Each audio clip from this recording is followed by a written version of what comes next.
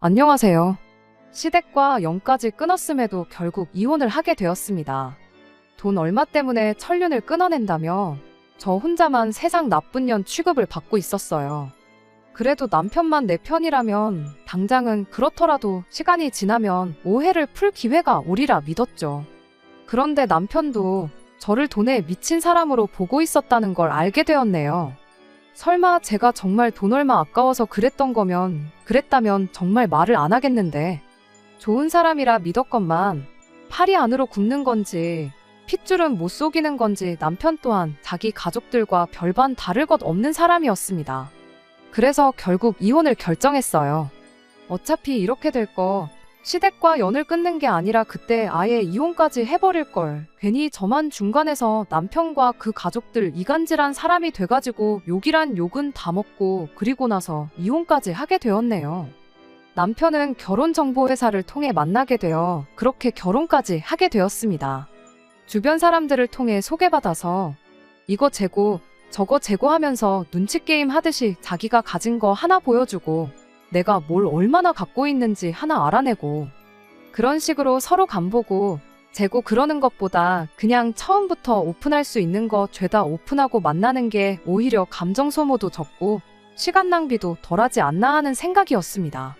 그때는 거기까지는 생각 못했죠. 진짜 중요한 건 종이에 적을 수 있는 수치적인 것들이 아니라 거기에 적을 수 없는 것들이란 걸 말이죠. 남편을 처음 소개받고 나서 몇 달 정도를 더 만났고 그렇게 결혼 준비를 시작하게 되었습니다. 남편 자체만 두고 보면 조건도 저랑 비슷했고 시부모님 또한 괜찮은 분들이셨어요.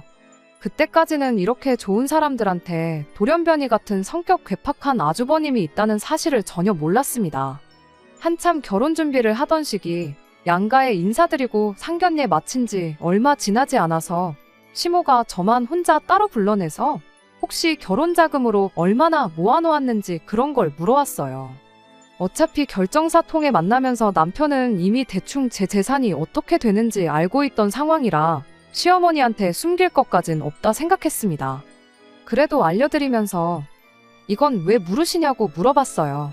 시어머니는 남편이로 있는 아주버님이 아직 미혼이라 그렇다며 너네들 결혼하는데 크게 지원을 못 해줄 것 같아서 둘이 합쳐 얼마나 있는지 알고 싶어 물어본 거라고 대답하셨죠.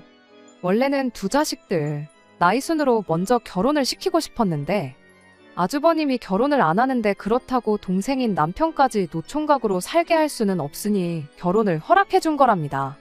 그런데 그 와중에 동생 결혼한다고 큰 돈 지원해 준 걸 아주버님이 알면 집안 분위기가 안 좋아질 것 같아서 그러는 거라는 말과 함께요. 애초에 30 넘어서 하는 결혼이었다 보니 경제적으로 부족한 건 없었어요. 남편도 저랑 비슷한 조건의 사람을 소개받은 거다 보니 더더욱이 그랬고요. 업체까지 가입해가며 결혼 준비를 시작한 건데 굳이 언제 할지도 모를 아주버님 결혼 때문에 돈 얼마 지원받자고 결혼을 미룰 이유가 없었습니다. 애초에 부모님 지원은 처음부터 생각도 기대도 안 했던 거다 보니 더더욱 미뤄야 할 이유가 없었죠. 시어머니도 아주버님만 아니었으면 돈 얼마 해줬을 텐데 하고 말한 거지 직접적으로 결혼을 미뤄달라고 부탁한 것도 아니었다 보니 그걸 가지고 실망할 것도 없었어요. 주변에 시댁에 괜히 돈 얼마 지원받았다가 그 돈 때문에 시댁 눈치 보면서 꼼짝도 못하고 잡혀 사는 친구도 덜어 있었다 보니 시어머니가 돈 얼마 못 해주겠다고 하는 게 아쉬울 것도 없었고요. 그랬더니 오히려 시어머니가 저한테 큰 신세를 진 느낌이었나 봐요. 이해해줘서 고맙다는 말까지 들으며 결혼을 하게 되었거든요.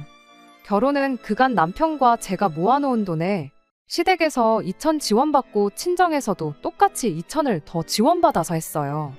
애초에 뭐 하나 받을 생각이 없었는데 뭐라도 해줘야 마음이 편하겠다는 시어머니 고집에 부랴부랴 친정에서도 똑같이 2,000을 받아와서 정확하게 반반 결혼을 하게 되었습니다. 저나 남편 벌이도 나쁜 편이 아니었고 어쩌다 보니 받은 양가 부모님 지원 덕분에 수중에 돈도 좀 남아있는 상태에서 결혼을 하게 되었다 보니 결혼 첫 해가 지나서부터는 여유가 많이 생기더라고요. 그래서 그때부터는 양가 부모님께 용돈도 조금이나마 챙겨드리고 시댁 한 번, 친정 한 번 번갈아 가면서 외식도 다니고 그랬어요. 그냥 남들 하듯이 어디 가서 못한다 소리 듣지 않을 만큼 저희가 할 수 있는 선에서 최선을 다하고 있었습니다. 연애 기간이 짧았던 만큼 결혼 전에 몰랐던 서로의 생활 습관들 때문에 티격태격 하는 일이 몇 번 있긴 했지만 또 연애 기간이 짧았다 보니 남들 연애할 때 해야 할 것들을 결혼하고 나서 한다고 둘이 여기저기 놀러 다니고 보러 다니고 먹으러 다니고 하면서 말 그대로 연애 같은 신혼생활을 만끽하고 있었습니다.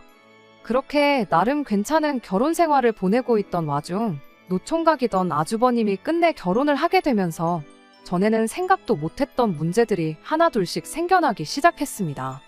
말씀드렸다시피 결혼 전에는 아주버님에 대해 알 방법이 없었어요. 그냥 남편이로 형이 한 명 있다.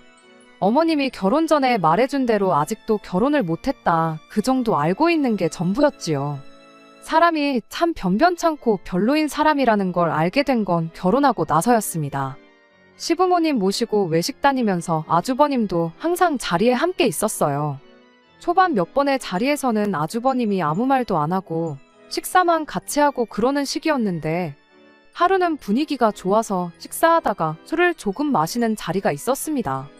그때 모처럼 아주버님이 무거운 입을 열었는데 저를 앞에다 두고 남편한테 너는 30 넘은 여자랑 결혼하려고 그 나이 먹도록 결혼도 안 하고 있었던 거냐는 소리를 하더라고요.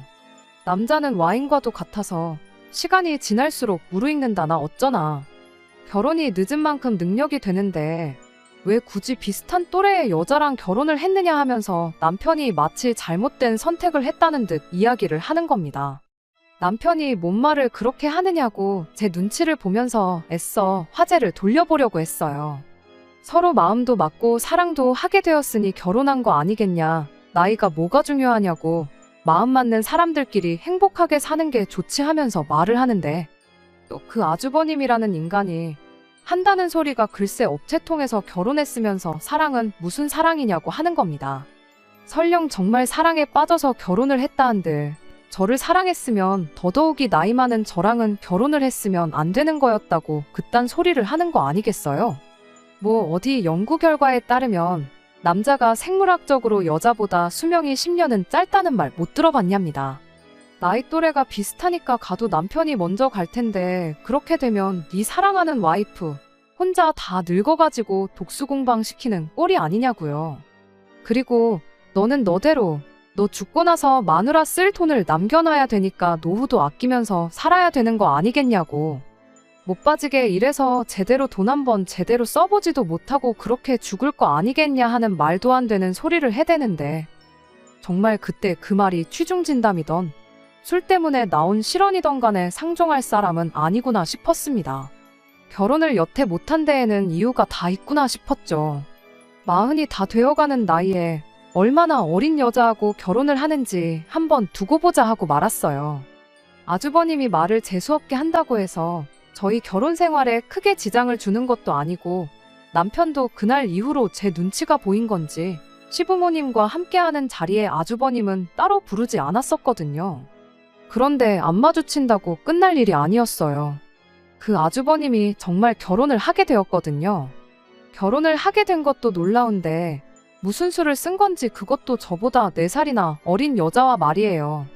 그 여자는 전생에 무슨 죄를 지어서 저런 인간하고 부부의 연을 맺게 된 건가 싶었는데 겪어보니 불쌍하다고 생각할 가치도 없는 그런 사람이었어요. 집신도 짝이 있다더니 둘이 짝짝꿍이 맞으니까 결혼을 한 거지 괜히 한 게 아니구나 싶었죠.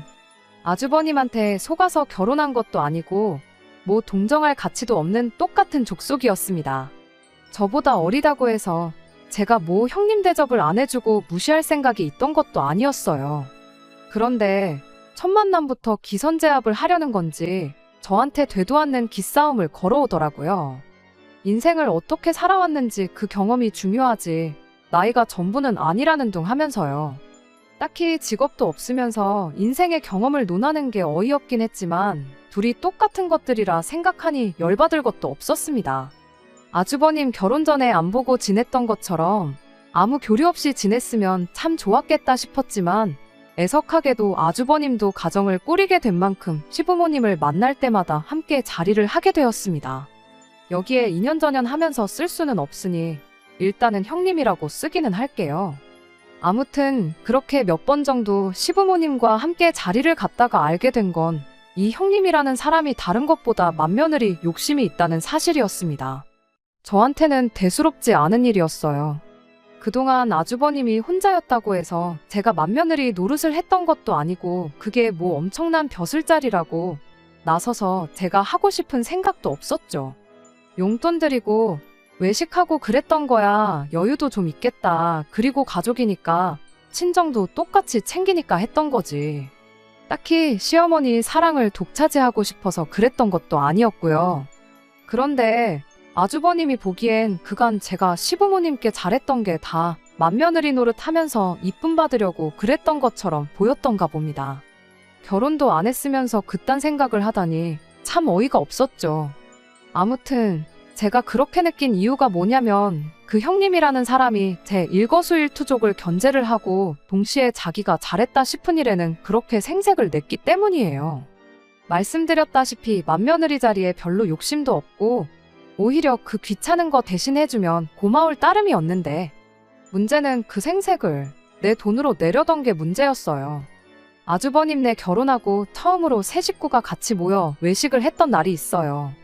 그간 아주버님네 집들이 등등해서 거의 집에서 모였다 보니 그렇게 세 식구가 외식을 한 건 그날이 처음이었죠. 식사가 마무리되어 갈 때쯤 누가 시키지도 않았는데 형님이 오늘은 자기가 사겠다며 혼자 가서 계산을 하고 오더군요. 식사 마치고 나서 집에 도착한 뒤 형님한테 덕분에 잘 먹었다고 톡 하나 보냈죠. 그런데 제 톡에 형님이 답장을 하기를 총 40만 원이 나왔으니 절반인 20만 원을 보내라며 자기 계좌를 적어 보내는 거 아니겠어요? 20만 원이 아까워서 그러는 게 아니라 같이 낼 거면 처음부터 같이 내자고 하던가 하지. 자기가 쏘겠다고 자리에서 있는 생색은 다 내놓고는 집에 오자마자 절반을 내라고 하니 어이가 없었습니다. 제가 핸드폰을 보면서 콧방귀를 뀌고 황당해하고 있으니 남편이 그런 저를 보고 뭐 무슨 일인데 하고 물어보더라고요. 그래서 남편한테 황당하다고 이것 좀 보라고 형님이 지가 쏜다더니 뒤에서 돈을 달라고 한다 하고 이야기를 했는데 남편은 그래도 절반 내는 게 어디냐 반반씩 냈다 생각하면 억울할 것도 없지 않냐면서 그냥 그 돈 보내주라고 하더라고요. 그래서 안 그래도 돈 보내려고 생활비 통장에서 20만 원 옮기는 중이다 했더니 남편이 화들짝 놀라더니 40만 원이나 나왔냐고 물가가 올랐다더니 정말 엄청 올랐구나 하고 대답을 해왔습니다. 그날 외식한 곳이 저랑 결혼하기 전에 아주버님까지 같이 해서 네 식구가 자주 가던 집이었답니다. 보통 넷이서 가가지고 배 터지게 먹고 와도 20만 원 정도 냈고 술 같은 거 마셔서 좀 더 많이 나오는 날에는 25만 원 정도밖에 안 나왔었대요.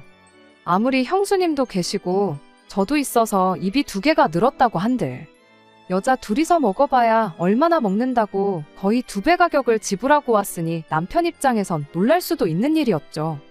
거기가 엄청난 맛집도 아니고 그냥 가성비가 좋아서 자주 다니던 곳이었는데 전에 다녀왔던 만큼 배부른 느낌도 안 들고 이제 가격까지 그렇게 비싸버리면 더 이상 거기에 갈 이유가 없는 것 같다면서 다른 집을 찾아봐야겠다고 한마디 하고 말더군요.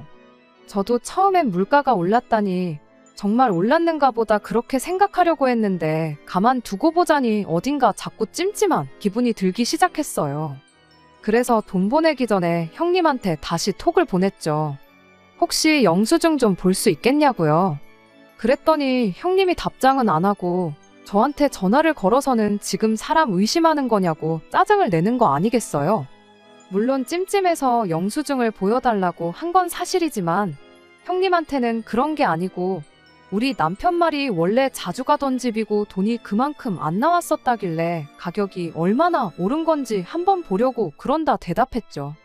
많이 올랐으면 앞으로 거기 말고 다른 집을 찾는 게 좋을 것 같아 그러는 거라고 그렇게 말했더니 형님이 요즘 누가 계산하고 영수증을 받아오냐고. 가격 같은 거 인터넷 찾아보면 다 나오는 건데 뭘 영수증을 보여달라고 하느냐 짜증을 내는 거예요. 그래서 그냥 알겠다고 말하고 그럼 말 나온 김에 카드에서 얼마 빠져나갔는지 그거 내역 좀 보내달라고 했어요. 가만 생각해보니까 고기가 1인분에 얼마에서 끝자리가 1,000원 단위가 아니라 900원으로 끝나지 않았었냐고. 절반씩 내는 거 100원 단위까지 정확하게 계산해서 드리고 싶다 그렇게 말했더니 또 혼자 성질을 부리면서 현금으로 계산했으니 카드 내역은 없다고 혼자 또 전화기 너머로 방방 뛰는 겁니다. 자기가 설마 몇백 원 더 받아먹으려고 이러는 것 같냐며 손해를 봐도 자기가 손해보는 거고 몇백 원 그거 자기는 신경도 안 쓰니까 걱정 말라더니 그냥 돈이나 보내라고 혼자 짜증만 있는 대로 내고는 전화를 끊어버리대요. 일단 제가 형님이 카드 긁는 모습을 봤는데도 굳이 현금 계산을 했다 하고 영수증도 없다 하고 하면서 얼마 나왔는지 숨기는 걸 보니 적어도 40만 원이 나와서 20만 원을 달라는 건 아니겠구나 싶더군요. 인터넷에 검색까지 해서 메뉴판 사진이 있는 걸 남편한테 보여줬더니 가격이 하나도 안 올랐고 그대로라고 하는 겁니다. 남편한테 이거 형님이 우리 돈 떼어먹으려는 거 아니냐고 했더니 설마 몇만 원 가지고 그러겠냐고. 가격이 그대로라도 물가가 오르면 양을 줄이는 가게들도 있지 않냐며 필시 그래서 그런 걸 거라고. 얼마 되지도 않는데 이걸로 일 만들지 말고 그냥 그 돈 보내주고 이만 끝내라고 하는 거예요. 사람이 싫어서 그런 건 맞지만 이걸 물고 늘어지는 게 저도 똑같이 유치한 사람이 되는 거 아닌가 싶어서 그날은 그냥 그 돈 보내주고 말았습니다. 그 뒤로 찾아온 게 어버이날이었는데 그때도 마찬가지였어요. 형님한테 연락이 왔는데 어버이날 두 분 드릴 선물을 반반씩 같이 내서 사면 어떻겠냐고 하더니 톡으로 인터넷 쇼핑몰 링크를 2개 보내더라고요. 아버님 드릴 겨울 잠바랑 어머님 드릴 무스탕 이렇게였는데 뭐 5월에 겨울옷을 사드리느냐 했더니 원래 이럴 때 사야 저렴하게 사는 거 모르냐며 저보고 헛똑똑이라고 하더군요. 각각 아버님께 40만 원, 어머님께 80만 원 정도 했는데 제가 느끼기에 싸게 사는 느낌이 들지도 않았어요. 일단 알겠다고 하고 혹시나 싶어서 똑같은 옷을 인터넷에 검색해봤는데 형님이 보내준 쇼핑몰은 수많은 쇼핑몰 중에서도 가장 가격이 비싼 곳 사진을 찍어서 보낸 거였더라고요. 뭔가 느낌이 쎄하더니 역시나였죠. 다른 데는 아버님께 10만 원 정도 하고 어머님 옷은 한 25만 원 정도 했거든요. 그래서 형님한테 다시 전화를 걸어 다른 데서는 다 가격이 훨씬 저렴한데 너무 안 찾아보신 거 아니냐 그렇게 물었더니 말하기를 그런 데 거는 다 짝퉁이라서 가격이 싼 거라고 저보고 뭘 모른다는 식으로 말을 하는 겁니다. 뭐 명품도 아니고 일반 브랜드의 짝퉁까지 있는가 싶어서 그러시냐 하고 그냥 시부모님 선물은 각자 알아서 하자고 했어요. 저희는 그냥 작년에 했던 대로 두 분께 각각 50만 원씩 드리겠다 말하고요. 형님은 끝까지 선물을 같이 사서 하는 게 더 싸게 먹히는 거 모르냐면서 저한테 어떻게든 60만 원을 받아가려 했지만 그냥 그런 건 각자 알아서 하자고 말하고 전화 끊어버렸습니다. 안 봐도 형님 꿍꿍이가 뭔지 눈에 다 보였거든요. 저한테 60만 원 받아가서 제 돈으로 선물 사서 같이 했다고 시부모님한테 생색내고 남은 돈은 남은 돈대로 자기가 챙길 거라는 게 안 봐도 뻔했어요. 그나마 최저가로 자기 돈 35만 원 쓰는 것도 아쉬웠는지 정작 어버이날 되니까 시부모님한테 직접 쓴 손편지랑 손수건 하나씩 선물로 가져왔더라고요. 그 와중에도 선물은 정성이 중요하다면서 현금 선물은 너무 뻔해서 싫지 않냐며 또 자기가 두 분 어울리는 색깔로 열심히 골랐다고 온갖 생색은 다 내는데 참 웃기지도 않았습니다. 그래도 그게 다 심증뿐이었지 형님이 제 돈을 어떻게 삥땅을 쳐서 시부모님께 생색을 내려고 한다는 사실을 입증할 방법이 없었어요. 남편은 항상 형님네한테 너무 적대적인 거 아니냐며 좋은 마음으로 그러는데 제가 너무 색안경을 끼고 본다는 식으로 말을 하고는 했거든요. 남편이 직접 그 인간들이 무슨 속셈으로 저러는지 직접 알려주고 싶은 마음이 가장 컸던 것 같아요. 그러다 어느 날 기회가 찾아왔습니다. 아주버님네가 결혼을 하고 처음 맞는 시아버지의 생신을 며칠 앞두고 있던 언젠가였어요. 평소 하던 대로 두 분 모시고 외식을 다녀올 생각에 주변에 적당한 맛집을 찾고 있던 중이었죠. 그때 때마침 형님한테서 전화가 걸려왔습니다. 이번엔 또 선물로 뭘 같이 반반씩 내자고 할지 생각하고 있었는데 그게 아니고 작년 아버님 생신에는 제가 뭘 했느냐고 물어보더라고요. 그래서 안경 하나 바꿔드리고 밖에 나가서 외식하고 왔다고 대답을 했죠. 제 대답에 형님은 갑자기 며느리의 도리에 대해서 일장연설을 늘어놓기 시작했어요. 한마디로 줄이자면 너는 정성이 없다. 그냥 무조건 돈으로 때우려고만 한다 하는 소리였죠. 그러면서 한다는 소리가 이번 아버님 생신이 자기가 결혼하고 처음 맞는 집안 행사이니만큼 자기는 직접 자기 손으로 아버님 생신상을 차려드리겠다는 소리를 하더라고요. 저한테 무슨 대답을 듣기 위해 전화까지 한 건지 모르겠어서 그러시냐고 참 대단하다고 마음에도 없는 칭찬 한마디 해주고 열심히 준비하시라고 응원까지 해주고 전화를 끊으려고 했어요. 맛집 찾는 것도 일이었는데 저한테야 번거로운 일거리 하나 줄어드는 거나 마찬가지라 좋을 것도 나쁠 것도 없었거든요. 그런데 형님이 전화를 안 끊고 가만히 있더라고요. 할 말 다 하셨으면 전화 끊겠다 하고 통화 종료 버튼을 누르려는데 난데없이 저한테 돈을 보내라는 겁니다. 그 말에 저한테 뭐 맡겨놓은 거 있느냐고 바로 대답을 했죠. 그랬더니 그게 아니고 자기가 장봐오고 음식하고 그런 건 다 할 테니 저는 재료값을 내라는 소리를 하더라고요. 다짜고짜 돈부터 보내라니 저 인간이 무슨 속셈으로 저러는가 대번에 눈치를 챘어요. 그래서 제가 형님한테 이렇게 말했습니다. 방금 전까지 저보고 정성이 부족하다고 며느리의 도리에 대해서 설명하지 않으셨냐고. 그런데 이번에도 또 돈으로 때우라는 소리를 하는 거냐고요. 돈까지 내놓고 정성 없는 며느리 취급받고 싶지는 않으니 재료값도 반반씩 내고 나도 같이 음식하는 거 도와드리겠다고 했죠.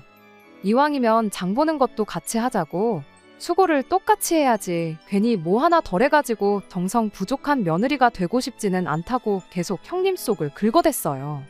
그 와중에 잔머리는 얼마나 잘 돌아가는지 아버님 생신 당일에 깜짝 파티를 열 생각이라고 준비는 같이 한 걸로 할 테니까 그런 부분은 걱정 말라면서 끝까지 돈만 대라는 식이었습니다. 말인즉슨 평일에는 제가 출근을 해야 하니까 음식 준비를 같이 못한다는 소리였죠. 형님이야 직장이 없으니 남아도는 게 시간이잖아요.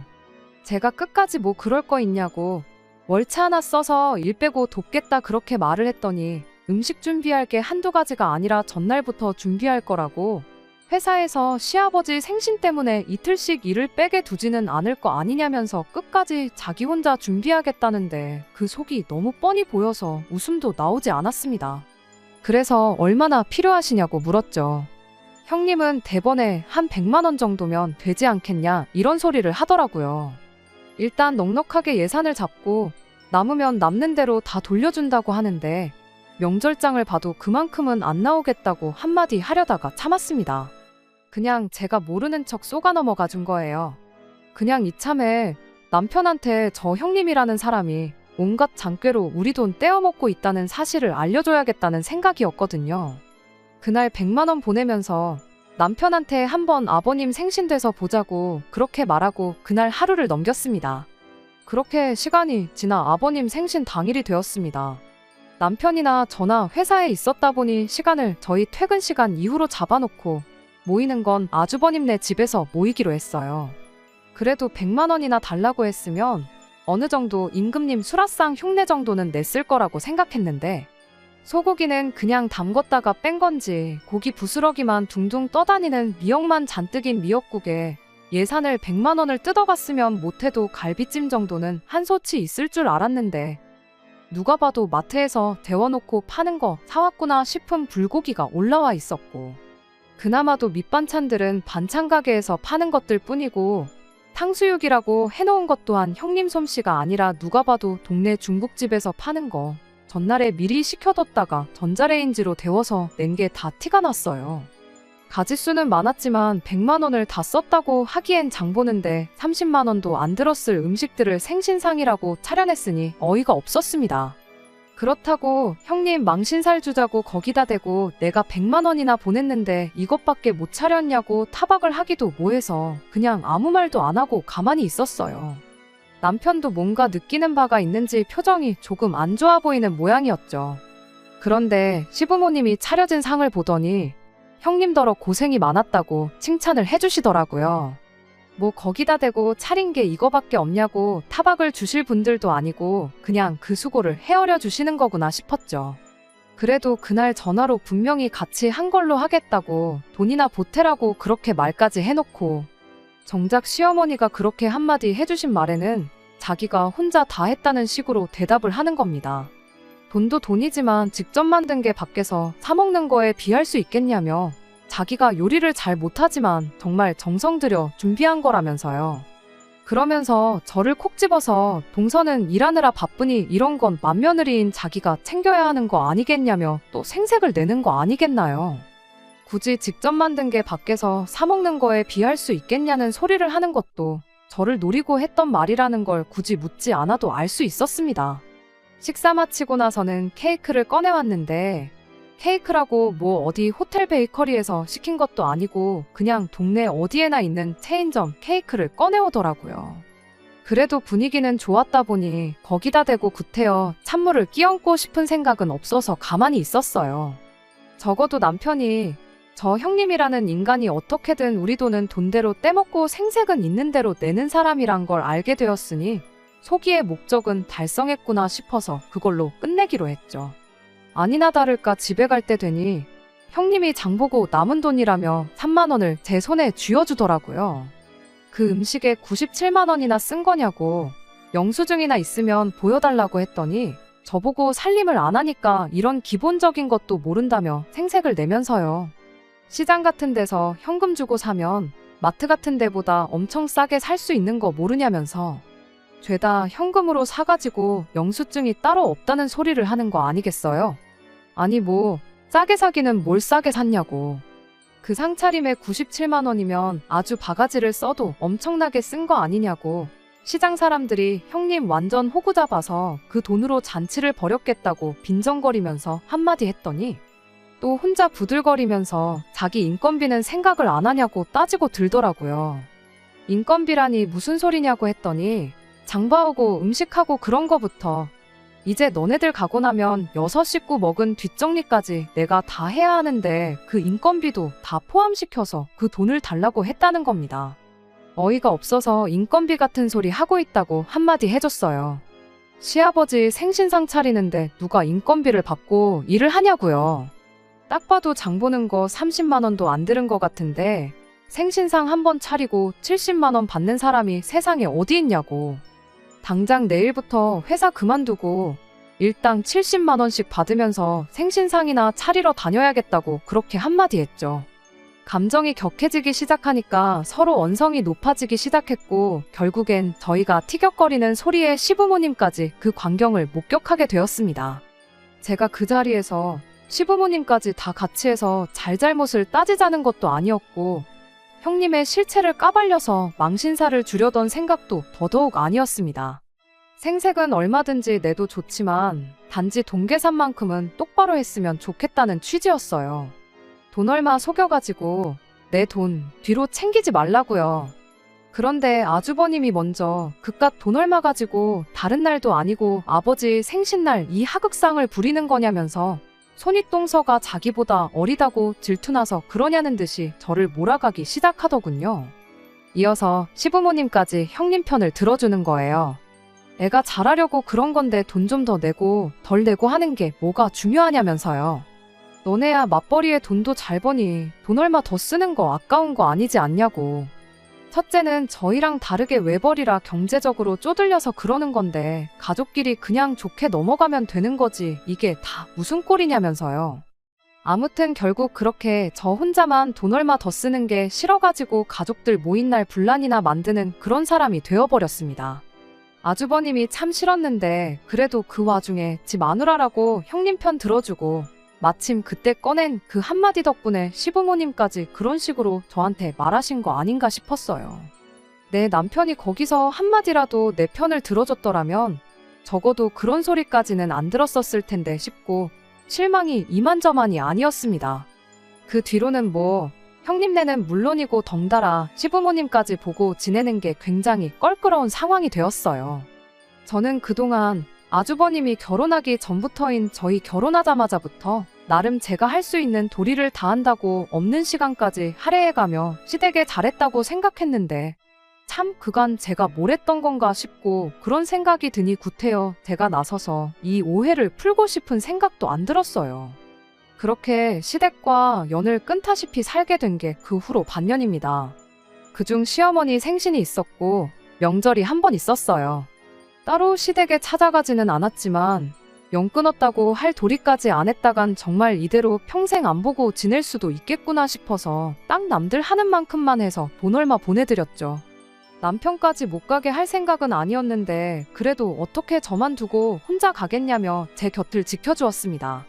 그날 내 편에 서서 말 한마디 안 해준 게 원망스러웠지만 그 후로 이렇게 정성인 남편한테 미안하고 고마운 마음이 컸어요. 그러던 중 얼마 전 형님한테서 연락이 한 통 왔어요. 무슨 바람이 불어서 전화를 한 건가 그냥 안 받아야겠다 했는데 옆에 있던 남편이 그래도 무슨 급한 일일 수도 있는데 가족끼리 무슨 일인지는 알아야지 않겠냐며 전화를 받으라고 보채더라고요. 전화 받자마자 그동안 잘 지냈니 어쩌니 그런 이야기를 꺼내는 걸로 봐서 뭐 급한 일이 있어서 그런 건 아니겠구나 싶었습니다. 별일 아니면 전화 끊겠다고 그렇게 한마디 했더니 형님이 그제서야 본론을 말하더군요. 이번에 시부모님 모시고 여행을 좀 다녀올 생각인데 여행 경비 좀 보탤 생각 없느냐면서요. 저희야 회사 일 때문에 참석하기 힘들 테고 돈만 보내주면 자기가 시부모님 모시고 여행 다녀올 거고 다녀온 김에 저에 대한 이야기도 좋게 해주겠다나요. 그러면서 자기 계좌로 돈 1,000만 원을 보내라는 거예요. 난데없는 액수에 뭐 어디 유럽 같은데 모시고 가는가 했더니 제주도를 그것도 고작 4박 5일 다녀오면서 돈 1,000만 원을 내라는 소리를 하고 있던 겁니다. 이번엔 반반씩 내자는 소리를 따로 안 하는 걸로 봐서 아예 그냥 저희들 돈으로 시부모님은 물론이고 자기들 돈까지 내달라는 소리나 다름없었지요. 그리고 설령 그렇다고 한들 4인 가족이 어디 유럽도 아니고 제주도 꼴랑 4박 5일 다녀오는데 돈 1,000만 원이 무슨 소리인가 싶어서 대번에 헛소리 하려고 전화한 거면 그냥 끊겠다 말하고 전화를 끊어버렸습니다. 그런데 옆에 있던 남편이 왜 그냥 전화를 그런 식으로 받냐면서 저한테 뭐라고 한마디 하는 거예요. 그래서 방금 저 사람이 뭐라고 했는 줄 아느냐? 시부모님 모시고 4박 5일 제주도를 다녀올 계획인데 여행 경비로 1,000만 원을 입금하란다. 그래서 헛소리 말라고 하고 끄는 거다 하고 설명을 해줬죠. 그랬더니 남편이 돈 얼마가 나오든 뭐가 중요하냐면서 그냥 그 돈 보내주고 가족들하고 화해를 하면 안 되겠냐는 겁니다. 형수님이 여행 계획 세우고 2분 모시고 다니고 하면 고생이지 않겠냐. 그리고 지난 반년 동안 어머니 생신도 안 챙겼지. 명절도 안 챙겼지. 형수님 혼자 고생했을 텐데 수고비 명목으로 돈 얼마 준다고 생각하면 아까운 거 하나도 없지 않느냐는 말도 안 되는 소리를 하는 거 아니겠어요? 남편이 가족들하고 멀어지니 조바심이 나서 저럴 수도 있다는 거 10분 이해는 하지만 차라리 그럼 그 돈 주고 가족들하고 화해한다고 생각하면 되는 거 아니냐고 단도직입적으로 말하지. 형수님이 앞으로 고생할 거, 그동안 고생할 거 따져가면서 수고비 타령을 하니 그간 고맙고 미안하고 했던 마음도 사라지고 아무리 남편이라고 해도 정이 뚝 떨어지더라고요. 그래서 미쳤냐고 언제부터 시부모님 챙기는 게 수고비 받고 하는 일이었느냐고 한마디 따졌습니다. 그렇게 따지면 아주버님 결혼하기 전에 내가 시부모님 챙기고 그랬던 거 수고비는 누구한테 청구하면 되는 거냐고요. 그랬더니 남편이 우리가 그동안 무슨 효도를 했냐고 다 돈으로 대충 때우기만 했지 않냐면서 그런 건 수고비 따질 게 아니라는 겁니다. 주둥이로만 시부모님 챙기는 척 했으면 수고비를 받는 건데 내가 그동안 그것도 모르고 내 시간 써가며 밥집 찾아내고 계산하고 그랬다고. 이럴 줄 알았으면 그냥 나도 형님처럼 하는 척이나 하고 당신한테 수고비나 땡겨받을 걸 그랬다고 한껏 빈정거렸죠. 그 말에 남편이 너는 그 와중에 또 돈돈거리고 있냐고 그놈의 돈 빨키는 것 좀 그만 좀 하면 안 되겠냐는 거 아니겠어요? 그 큰돈 거침없이 한 방에 내주면 가족들도 제가 푼돈 얼마에 쪼잔하게 군다는 오해도 풀리지 않겠냐고 하는데 정말 얼토당토하는 소리에 기가 차서 말도 안 나오더라고요. 설령 1,000만 원이 아니라 돈 얼마 주고 풀릴 일이었다고 한들 그렇게까지 해서 풀고 싶은 생각일랑 없다고. 지금 호구같이 그 돈 해주고 나면 다음엔 얼마나 더 큰 돈을 바라겠냐고. 처음 외식비 몇만 원 뜯어먹힌 게 어버이날 선물 산다고 몇십만 원으로 커졌고 아버님 생신 때 가서 100만 원이 된 거 보면 모르겠냐 했죠. 지금 이거 1,000만 원 해주면 아마 다음번엔 우리 집 집문서를 내놓으라고 해도 충분히 그럴 거다 했더니 저보고 말이나 되는 소리를 하냐며 입에 거품을 물더라고요. 말이나 되는 소리냐니 누가 할 소리를 하고 있느냐고 따졌더니 남편이 이렇게 한마디 하는 거예요. 막말로 죄를 지어도 위자료를 내지 않냐고. 어쨌든 너 때문에 가족들하고 연도 끈타시피 해서 지내고 있는데 그냥 위자료 주는 셈 치고 그 돈 해주면 어디가 덧나냐는 겁니다. 그때 알게 된 거죠. 남편이 저를 위해서 가족들하고 안 보고 지냈던 게 저를 위해서가 아니라 그냥 제 눈치만 보고 있었다는 사실을요. 남편은 그저 제가 시부모님한테 잘하겠다는 형님한테 돈 100만 원 주는 게 아까워서 시어머니 사랑을 독차지하는 형님이 부러워서 그러는 거라고 자기 가족들하고 똑같이 생각하고 있었던 거예요. 돈 100만 원 때문에 가족들하고 말도 못 섞게 하는 나랑 더 살아서 뭐 하겠냐고 그냥 그 길로 남편한테 이혼 선언 해주고 이왕 이렇게 된 거 네 형수한테 돈 1000만 원 네 돈으로 해주라고 한마디 했어요. 주면서 혹시 여행 자리 한 자리 더 알아봐 줄 수 있냐고도 꼭 물어보라고요. 어차피 이혼 서류 다 뭐다 준비하는데 시간이 걸릴 텐데 그동안 당신 꼴도 보기 싫으니까 어디 좀 눈에 안 보이는데 가 있으라고 그렇게 한마디 했더니 남편이 씩씩대면서 바라던 바라고 어디 이혼할 수 있으면 해보라고 그러곤 그 길로 짐 싸서 시댁으로 가버리더라고요. 미안하다고 사과하면 마음이나마 약해질까봐 걱정이었는데 그렇게 사라져주니 오히려 마음 정리하기는 너무 편했네요. 남편이 집에 돌아온 건 그로부터 일주일이 지나서였어요. 아니나 다를까 남편이 저한테 잘못했다고 빌더라고요. 왜 갑자기 마음이 변해서 저럴까 싶었는데 굳이 남편이 안 알려줘도 되는 사실까지 알려주면서 이혼에 대한 마음을 확실하게 굳힐 수 있었습니다. 시어머니가 아주버님네 결혼할 때 돈 얼마 해준 게 아니라 아예 5억 하는 신혼집을 하나 해준 걸 알게 되었대요. 그 말 듣고 저도 놀라긴 했어요. 어떻게든 2천을 해주신 게 없는 형편에 짜내고 짜내서 해주신 건 줄 알았는데 그냥 말 그대로 저희는 둘 다 직장도 있고 돈도 어느 정도 버니까 2천 먹고 떨어지라는 식이었던 거고 아주버님한테는 5억 집을 묻지도 따지지도 않고 해준 거였어요. 괜히 그 여자가 집도 절도 없는데 나이마저 10살 가까이 차이 나는 아주버님하고 괜히 결혼을 한 게 아니었던 거죠. 5억 집을 해줘서 시댁에 여력이 있는 건가 싶었는데 막상 보니까 시부모님은 정말 전 재산에 노후까지 털어서 그걸 해준 거였고 아주버님도 벌이가 별 볼 일 없으니 어떻게든 자기 돈 나가는 거 아껴보겠다고 조금씩 저희 돈을 뒤로 떼어 먹으려고 온갖 개수작을 벌였던 거 아닌가 싶었죠. 그리고 그걸 알게 된 남편도 시부모님한테 크게 실망을 하게 된 거고 그만큼 받았으면 우리가 금전적으로 시부모님한테 뭘 해줘야 할 이유도 없겠다 싶어져서 그제서야 집에 돌아와서는 그냥 시댁과 연 끊고 살자고 하면서 저한테 싹싹 빌었던 거였고요. 하지만 일주일이 지난 만큼 저는 이미 마음을 굳혔다 보니 남편이 사과하고 싹싹 빈다고 해도 받아줄 마음이 없었습니다. 오히려 남편이 시댁과 연 끊고 살자며 꺼낸 그 아주버님 신혼집에 얽힌 뒷이야기가 마음만 더 굳게 먹게 해주는 꼴이 되었네요. 이혼한 지금에 와선 형님, 아니 그 여자한테 고마운 마음까지 드네요. 내 돈으로 생색도 내고 자기 돈까지 아껴보려다가 이렇게 저를 그런 거지 같은 집구석에서 탈출시켜준 거나 마찬가지니까요. 40줄에 장가 못 간 장남아들 결혼시키는데 5억이 들었는데 부모님도 아니고 형님네한테 돈 쓰는 게 아깝냐고 따져묻다가 이혼당한 아들 재혼시키는 데는 얼마나 들런지. 이미 이혼한 마당에 뭐 그게 중요한가 싶지만 조강지쳐 냅두고 가족들 편만 들다 이혼당한 남편이 평생 일을 두고 후회 속에 살았으면 참 좋겠습니다. 끝까지 들어주셔서 감사합니다. 오늘의 사연은 여기까지입니다. 구독과 좋아요, 알람 설정 부탁드리고 더 좋은 사연으로 다시 찾아뵙겠습니다. 감사합니다.